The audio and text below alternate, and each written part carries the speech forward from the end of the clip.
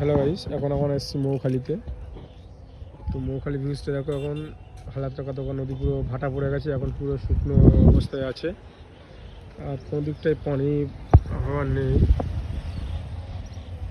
এটা নদীর স্রোত চলে গেছে, এখান থেকে পানিটা বার হয় ব্রিজের নিচে থেকে। এই হচ্ছে মৌখালি ব্রিজ। দু তিনটে ব্রিজ আছে, এই একটা ব্রিজ। এদিকটা ভিউজটা দেখো একটু, এগুলো বুঝতে পারবে আপনারা কি অবস্থা আছে। পুরোটা শুকনো। এটা হচ্ছে তোমাদের মাছ চাষ করে, এখন সব যে মতন ঘিরে নিয়েছে। আগে ছিল নদী, এখনটা পুরো ঘিরে দখলে করে নিয়েছে। জিনিসটা একবার দেখো।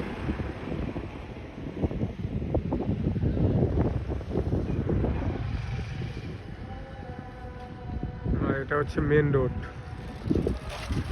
এই রোডটা এখান থেকে জীবনতলা চলে যাচ্ছে, তোমার ক্যানিংয়ে যাচ্ছে।